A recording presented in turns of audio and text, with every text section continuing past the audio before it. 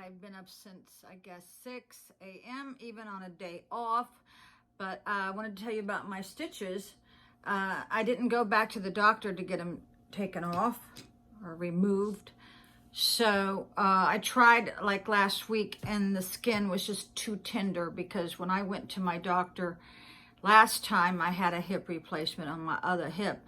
The nurse was aggressive and she pulled them out real fast. I guess that's what you're supposed to do. But it stung so bad that I started crying. And I said, I'm not doing that again. Especially since they said the doctor has to do it. And I get there and it's his assistant. So what a waste of 4 hours out of my day. So I took them out myself. Now there was one that I couldn't, because the skin had grown over it a little bit. So I figured out that I need to get the right scissors. So the cuticle scissors is the one that's got that little curve and it's very sharp. So last night I put on a big light on my hip, but my boob kept getting in the way, because my boob is directly above the stitch, so I had to like move my boob to get that last stitch out. Now I thought I was going to see blood, because I did see blood the other night when I was trying to dig at it, so I gave up and just put a big band-aid over it. But last night I just barely touched it and it came out, thank God. Yeah, so that's kind of funny, but the stitches don't burn, they don't hurt anymore, and it's been over a month now. It's been like 33 days. And I wanted to tell you all about this, Biofreeze. I recommend this where I work at. It's menthol, that's all it is, just menthol. Let me see how much menthol's in it. Okay, this has just got 4%. But some of the Biofreeze has a lot more menthol. Okay, lidocaine is good too. I was thinking, should I like rub lidocaine on my stitch to get it out? And then I go, no, it may burn on that raw skin. So I didn't do that. So yeah, these are just, you know, put them in your pocket. Rub it on whatever's hurting you during the day. So I will see if I can get a thumbnail on this.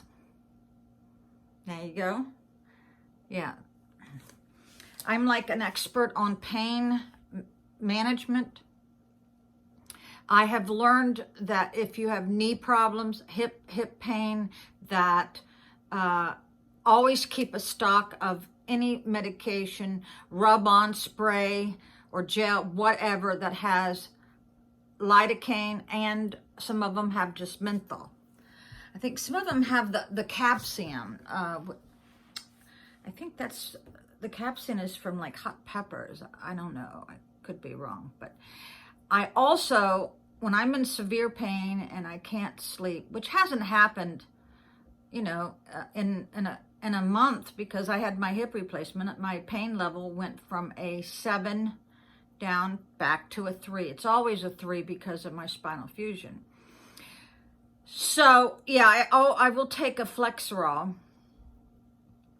and I will also take a trazodone. My doctor gave me trazodone because I was suffering from insomnia, because I was going through a lot of stress in the last 4 years. The first day that I moved into this condo, I got flooded, and then I got flooded 9 more times. So I was a nervous wreck. Yeah, and I went and told my doctor, I said, I need something to calm me down a little bit, because I would come home and my house would be flooded. I would come home and the drywall would be destroyed, or the ceiling would cave through. I mean, imagine that. So he put on my medical records, you know, severe anxiety. Let me tell you what, that stays on there forever, people. I don't think he should have done that, because it was situational, just like depression is situational. It's okay to be depressed if it's something that any normal person would be depressed, you know. Like, I'm still dealing with my sister who passed, and my mother. I don't think that will ever go away, you know. So I am seriously thinking about shaving my head bald and wearing a wig. I am so sick of dyeing my roots. I have to do it every 2 weeks. It's awful. So, let's see. Let's go back to some more about the pain. You have to get your bedroom ready for a good night's sleep. And clean sheets is good. Taking a bath before you go to bed is excellent. And having the right pillow. And let's see, because I have to wear a mask the whole time at work, it has caused a little bit of sinus. So don't let them tell you that it doesn't cause any health problems. It does, because I need to get a lot of breath. My mother had a hard time breathing because she was a little overweight. But I also, I always have this fear of not being able to breathe. So wearing that mask keeps me congested. So at night, so I don't sniff all night, I have to take a mucus relief. Yeah, so I am studying for my pharmacy tech, and I studied last night for an hour, and I realized that a lot of the medication that I take at night interferes with the other one. Yeah, so I wish all of y'all would take all of your medicine to the pharmacist, go during their slow time, and ask, you know, even though your doctor says take it nighttime, some of them you may have to take, if they interfere with each other, at a different time. So, because I notice sometimes I'll have heart palpitations when I take the two drugs at night the same time. Now that would be lisinopril, which, let's see, yeah, lisinopril, and then I take, was it Norvax? I'm sorry. Well, just forget that. I can't think right now because I'm getting ready to go to an HOA meeting. I am taking notes and I'm going to record them, because 2 years ago, I brought up the fact that I wanted to know what was on the cleaning contract. The president goes, "We don't have a contract." I go, "Well, how do you not know what they're responsible for?" So now I'm going to pinpoint him again on that. Then I ask him, what is the landscaper's contract? Does it say he weeds? Does it say he mulches?